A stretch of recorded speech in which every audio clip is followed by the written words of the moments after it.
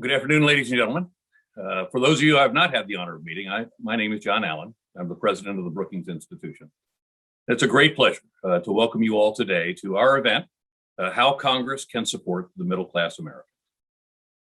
Today's convening is the fourth part of our latest event series entitled A New Contract for the Middle Class, one of our flagship efforts from the Brookings Future of the Middle Class Initiative, which is led by our senior fellow and the director of the initiative, Dr. Richard Reeves. Launched in 2018, this initiative has featured a diverse set of voices from across all levels of government, including now President Joe Biden, who spoke at our launch event. At the time, he described the moment that we're living in as, quote, an inflection point, where the decisions that we make in the next several years are going to say an awful lot about the kind of life our children and our grandchildren are going to be leading, unquote. He also pointed out that, quote, the reason for our social and political stability is in no small part because we have had a strong, aspiring, and growing middle class, unquote. 3 years later, his words could not be more relevant. Over 2020 and these early months of 2021, we've seen the American middle class struggle to overcome a deadly pandemic that has wreaked havoc on and has created crisis and chaos within the labor market. And furthermore, Black Americans, many of the middle class, have continued to face racial injustice and police brutality all over the country. And truly, the need for justice for all of our communities of color remains more pressing than ever. It is in times of crisis that we look for our country's leaders to show us a way forward, not just for the sake of the present, but as in the case of the COVID-19 pandemic, to show us the far future, to create a long-term social and political stability so desperately needed for our society today. So far, there are indications that this future may in fact be drawing closer. Recently, Congress passed the new stimulus package that provides much needed relief for our low and middle income families, including a child tax credit that provides $300 a month in guaranteed income for families with children for the next year. But what happens next? We are still in a moment of crisis, to be sure, yet we also can consider and prepare for what will happen for the middle class once the pandemic is over. Congress will need to think about infrastructure improvements and changes to education and worker training to create a stable and thriving middle class emerging from this crisis. Only time will tell how these many critical issues will end up and how we will address them in the coming months and years. Now, turning back to today's event, however, we are most fortunate to have one of the leading voices on these issues with us today, Senator Mark Warner. Representing his home state of Virginia, thank you, Senator Warner, my senator. He has dedicated his life to serving the American people, a member of several Senate committees, including most notably the Committee on Finance, the Committee on Banking, Housing, and Urban Affairs, and the Committee on the Budget. Senator Warner is a stalwart champion of the American middle class.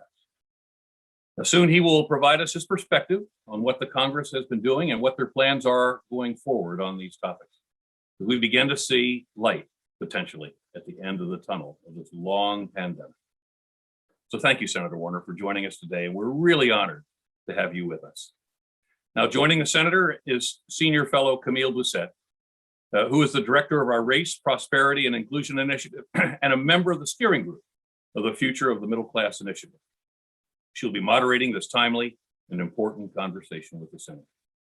Before I turn the floor over to Camille, a brief reminder that we're live and very much on the record, and should audience members want to submit questions, they can do so to events@brookings.edu, that's events@brookings.edu, or via Twitter using hashtag #middleclassmonitor, hashtag #middleclassmonitor.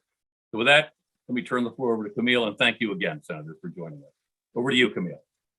Thank you, John, and welcome, Senator. It's wonderful to have you here, and we're delighted that you could join us for this very important conversation about what the future will look like for the middle class, particularly as we begin to recover from the COVID-19 pandemic. I wanted to pause for a moment to recognize the loss of life last week as Americans who aspired to the middle class were gunned down in Atlanta massage salons. And to just let everyone know that Brookings definitely is with you and recognizes that important and very devastating loss of life. So, Senator Warner, I know that you have a set of proposals to help the working class that go much beyond the stimulus package. I wanted you to tell us a little bit about that, your thinking about that. And then afterwards, we will engage in a spirited question and answer session, which will largely be driven by our online audience. I want to remind viewers that they can submit questions on Twitter using the hashtag Middle Class Monitor or by emailing events@brookings.edu. So Senator Warner, on to you. Well, Camille, thank you. And thanks to Brookings for holding this forum. And let me say at the outset, both I appreciate you acknowledging the tragedy that took place last week in Atlanta and how that is, again, reflective, particularly of the enormous growth of anti-Asian American violence and rhetoric in our country. Let me also say that I commend Brookings for the very good work that you all have done on this project over the last couple of years, reviewed your proposals, the vast majority of which I agree with. And I think this issue is so critically important. I come at it as somebody who is the proud product of the middle class, and reflecting back on my life, it almost seems like if there was a picture drawn of what a middle class kid could aspire to in the latter half of the 20th century, I might fit that bill. My dad was a Marine in World War II. He came back, and my mom, our family started in lower middle class in Indiana, moved to Illinois, Connecticut. I ultimately ended up in Virginia. Public schools all my life. I was the first person in my family to graduate from college. Got through with student debt, but not enough to be debilitating.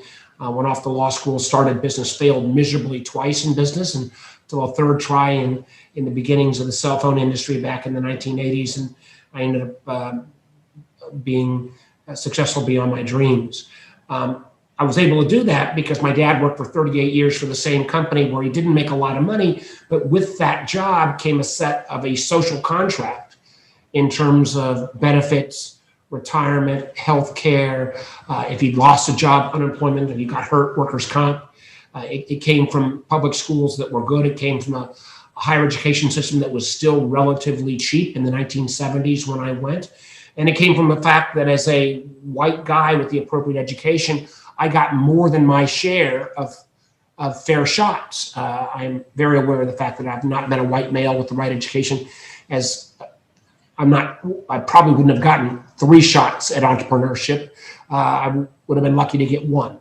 And I think we've seen in the last 70 years a hollowing out of a lot of those opportunities. And that hollowing out has been obviously exacerbated by the COVID pandemic. So I want to touch briefly, so we can have as much time as possible for our conversation, on some work that I've been working on over literally the last 4.5 years to really rethink how do we recreate that opportunity economy? How do we actually even go more deeply and look at our system of capitalism? And I say this as somebody who's benefited from American capitalism, but how do we make capitalism work for more people?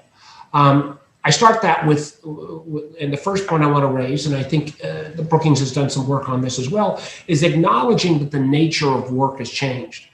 For much of the 20th century, when people went to work, they went to work long-term, as did my dad, and worked at that same firm for the balance of their career. A firm would then make investments in that worker to rise them up, even if they were simply a worker on the line. Starting in the early 90s and exacerbating by the spread of globalization, that social contract started to fray. And increasingly, all work that was not critical to a corporate's bottom line was outsourced, either literally in terms of jobs being sent abroad, or figuratively as work, janitorial work or food service work or other non-service work was taken away from the corporate umbrella and moved into consulting type arrangements. I think it's time for us to acknowledge that we're probably not going to go back to a traditional 40-hour-a-week, work forever for the same firm kind of economy. Matter of fact, that move to outsourcing has been accelerated by gig work. Sometimes work that is by choice, oftentimes by economic necessity.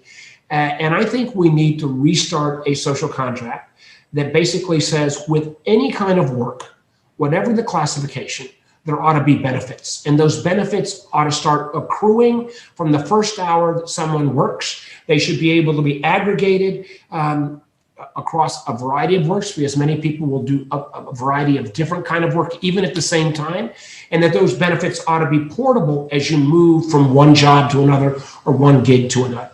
I think we have taken 2 steps in that direction over the last few years. The ACA, the Affordable Care Act, was a giant step towards healthcare portability and the ability to not have your healthcare tied to your single employer. And then early on, and I want to give my friend Senator Ron Wyden appropriate credit on this, even in the first CARES Act, as the pandemic burst upon the scene a year ago, we expanded the coverage for unemployment, which prior to the pandemic only covered about 35% of our workforce, because that was the percentage of workers that fit into classic W-2 category. We expanded unemployment insurance underneath the pandemic employment extension to cover gig workers, to cover independent contractors, in a way that, while not getting a lot of attention, was a beginnings of a movement towards that portable benefit nature. I think we need to build upon that. We need to make permanent the expansion of unemployment, and we also need to think about how we make all benefits, and we maybe need to rethink what would go into that benefit package that we would create for 21st century training and 21st century working. Second, we've seen also coming out of the pandemic, what I would argue is the pandemic brought about in a single year 10 years of movements towards a digital economy. We've seen that now in terms of the need for broadband, how that is a economic necessity, not a nice to have at this moment as we study, work, or receive healthcare benefits remotely. We need to make sure broadband becomes ubiquitous. But we've also seen, as we look at a numbers approaching 18 million Americans that are still either out of work or long-term unemployed, that many of the jobs that ultimately over a decade were probably going to be eliminated as we move to a digital economy, they were eliminated during this pandemic year. And while we've started to see unemployment numbers tick a little bit better, I think we need to acknowledge that many of the jobs that disappeared during the pandemic are not coming back. And if there is a single largest failing out of the now 6 COVID relief bills, close to $5 trillion in relief, is that we have not put near enough resources into the level of retraining and upskilling for those jobs that have been eliminated. And disproportionately, not just through the pandemic, but even since the Great Recession, we have seen 3 out of the 4 jobs that have been eliminated have been jobs that were jobs that required high school education or less, and they have all been replaced by jobs that require high school or college degree or more going forward.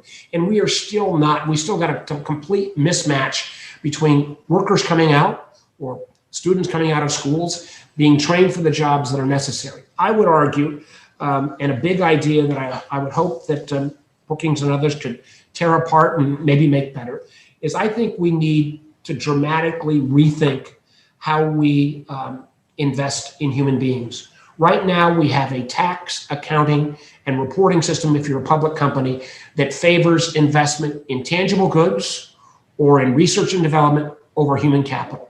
And let me give you the shorty version here so we can get to the conversation.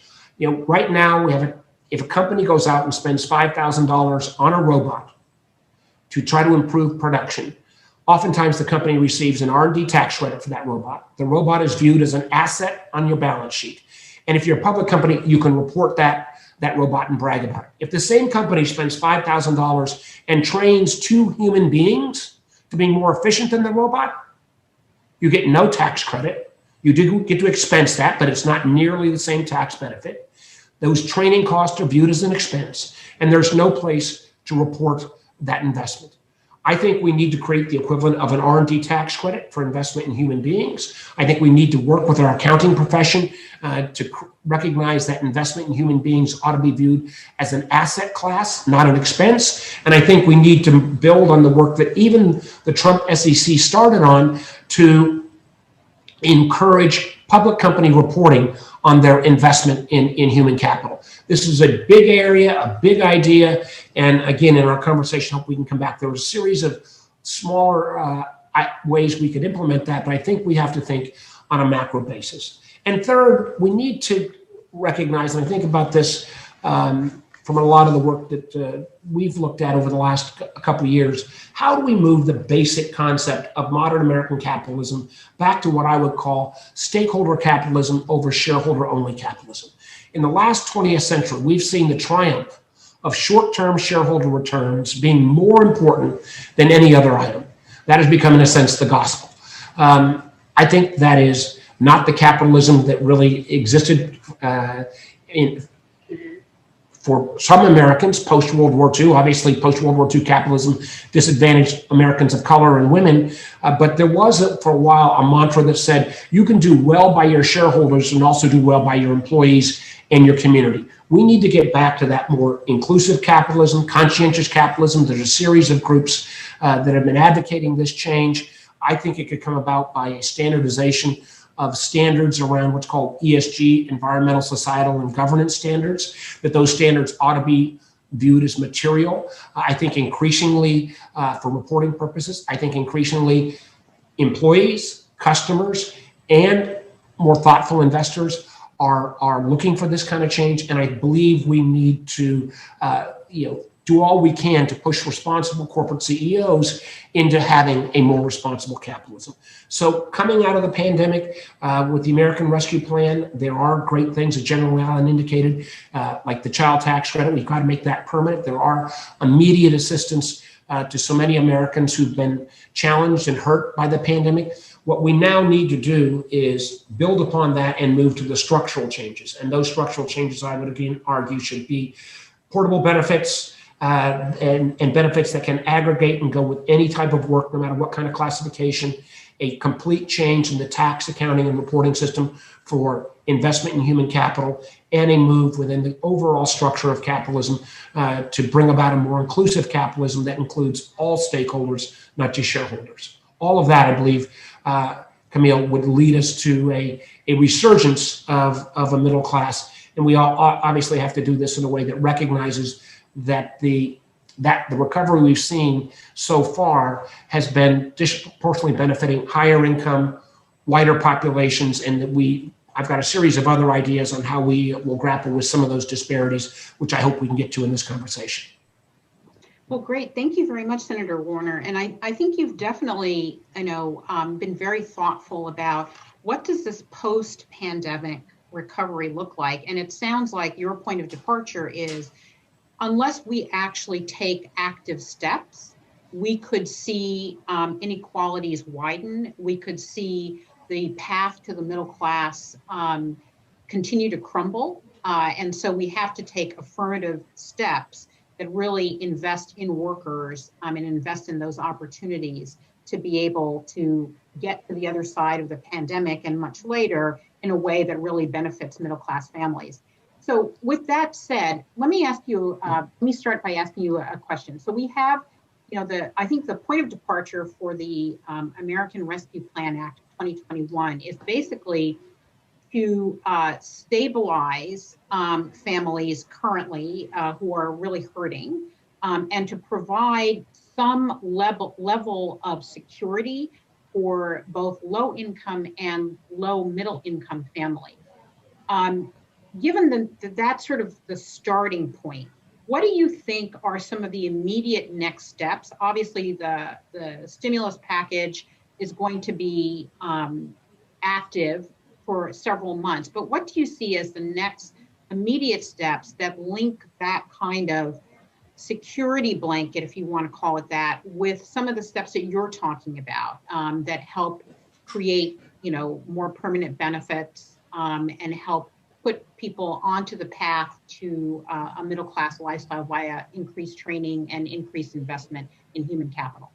Well, Camille, I think you've very accurately described the American Rescue Plan and, frankly, much of the earlier legislation that took place. How do we help people get through the immediate challenge around COVID? How do we make sure we can get you economically back on your feet?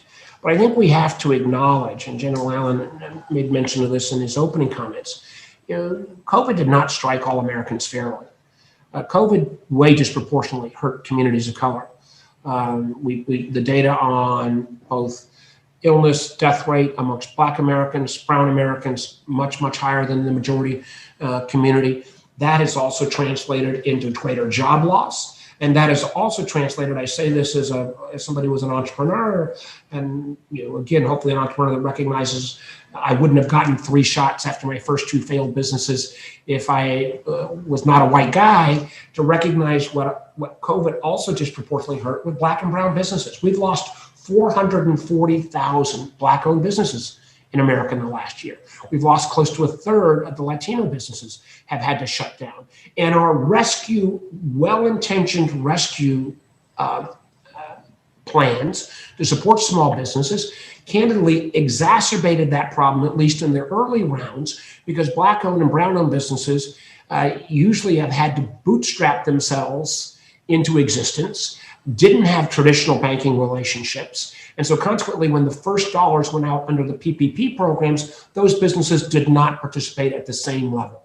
Now, good news is there were efforts in the subsequent bills, both the December bill, the bipartisan bill that I helped put together, and the American Rescue Plan, to shore that up in terms of trying to target smaller businesses, minority businesses, but again, with mostly stopgap relief. One of the things that didn't get a lot of attention that I was very proud to have gotten into the December bill was $12 billion to fund Black-owned banks in this country and community development financial institutions. CDFIs, by definition, lend to low-income and low and moderate-income communities, oftentimes to those businesses that may not have a traditional banking relationship. We got $12 billion, $3 billion in grants, $9 billion in tier 1 capital that will go into the CDFIs that will actually increase their lending capacity by about $90 billion.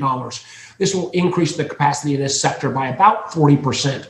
Not a full set solution, but a long-term structural change. If we can combine that along with some of the, frankly, at this point, more advertising than actual works of large banks who are saying they want to lend more to minority business communities. If we can make that real, if we can take some of corporate America who say, in light of the murder of George Floyd and the need to have appropriate levels of racial reconciliation, if we can turn that talk into real tangible dollars, I think one of the things that we should make a top priority on a structural change going forward is increasing equality of access to capital. There are extraordinary, I say this is a venture capitalist longer than I've been a senator, Black and brown entrepreneurs in this country. What they lack has been a fair access to capital. And when they do build businesses, they have not had traditional banking relationships that allow them to expand at the level commensurate with their skills and their ability. I think this access to capital issue, the structural change we started in December, is one, at least for me, probably my top priority on where I want to spend my time. Let's make sure we build out this CDFI MDI initiative. Let's make sure that the corporate entities and others who are talking a good game, that there's some real there, and that this access to capital issue, of which I've been a beneficiary of 35 years ago, has that same kind of fair shot opportunity for all Americans. No, I think it's important to recognize that that sort of unequal playing field for Black and brown entrepreneurs versus everyone else. And I think it's important to institutionalize some elements of the current PPP program and make sure that they really are working for those populations. Beyond that, let me ask you a little bit about paid family leave. I know that one of the important portions of the stimulus plan is really to the most recent stimulus package is to really try to get people back on their feet. But as we move forward, knowing what we know about how COVID-19 has really hit communities of color, lower income workers, and particularly women, particularly hard, where do you see paid family leave sort of fitting into either the sort of current moment or as we move forward as part of a middle class package?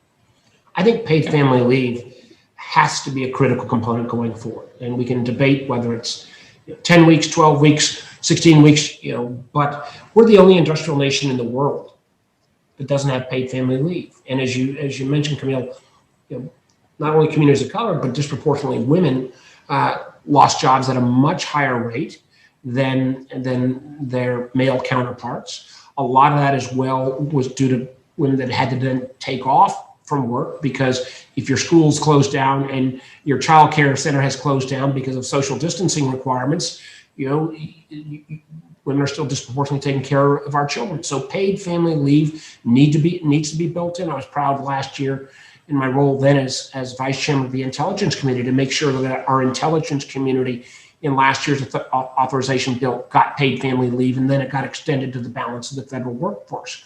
We need to institutionalize this. I think we can do it in a way that is appropriate and affordable. Again, every other industrial nation in the world has this benefit. And I think it again builds for stronger opportunity. One thing I would point out in the American Rescue Plan, the Biden stimulus, building on what we did in December, there was a recognition, particularly for child care centers, that if they were going to be able to stay in existence through the balance of COVID, they needed direct financial federal support, because just the business model, they operate at such thin margins.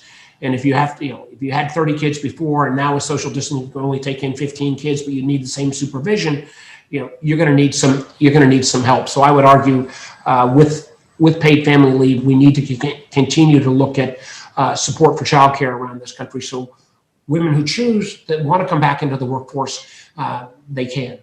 Yeah, no, that's absolutely important. I know we don't have a lot of time left, but I do want to ask you a question about how we get workers to be much more agile as the economy and as technology changes.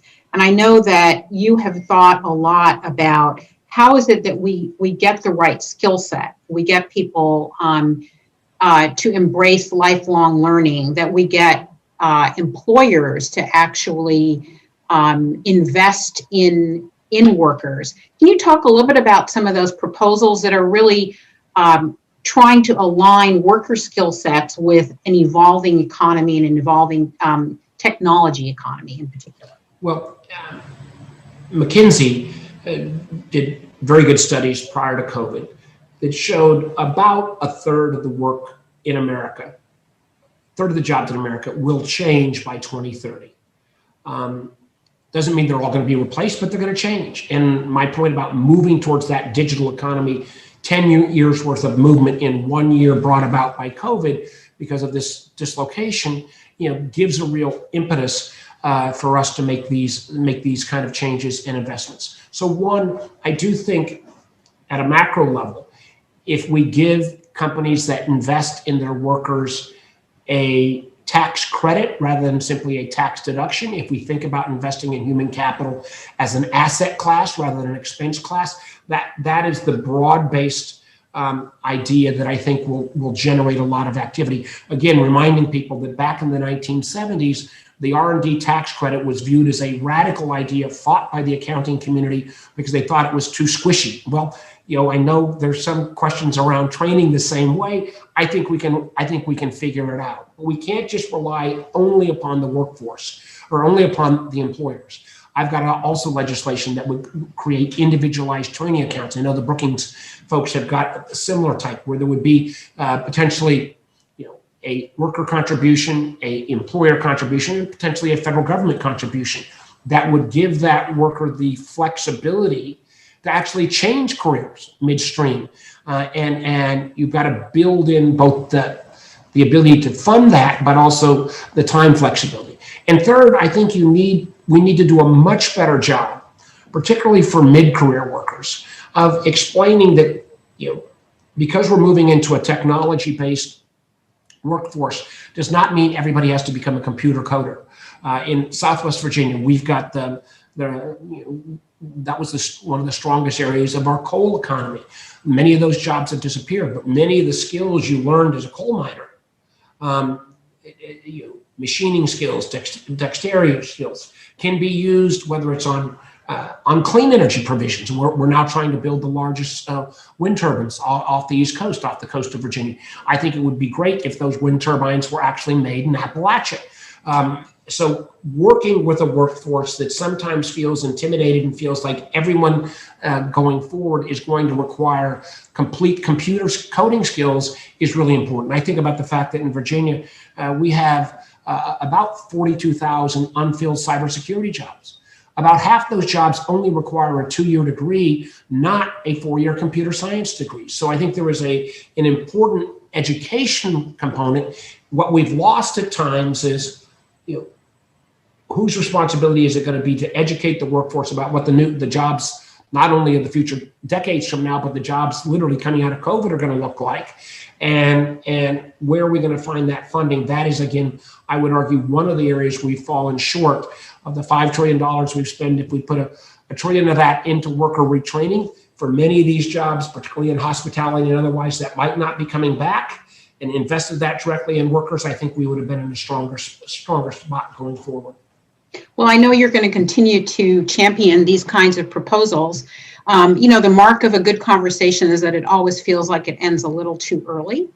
But Senator Warner, I want to thank you for joining us here today. And I do want to invite you again to come back and join us as your proposals continue to evolve. And we would be more than happy to have you back on here as we discuss the future of the middle class. Thanks to everybody for joining us. And Camille, can I make one last point? Just one thank you, and thank Brookings for the great work you're doing. But I think these ideas, whether we're talking about portable benefits or investment in human capital or more inclusive capitalism and some of these projects, they do also have the opportunity not to fall upon the traditional, conservative versus liberal, left versus right line. These are much more a future versus past conversation. And I think if we can posit them that way, we can find the kind of political willpower across party lines to get this done. And again, commend the great work that you're doing. well, excellent. That's a great hopeful note on which to end. Thank you very much, Senator Warner. Thank you. Thank you, everybody. Have a nice afternoon. Thanks for watching. Be sure to like and subscribe for more videos from Brookings.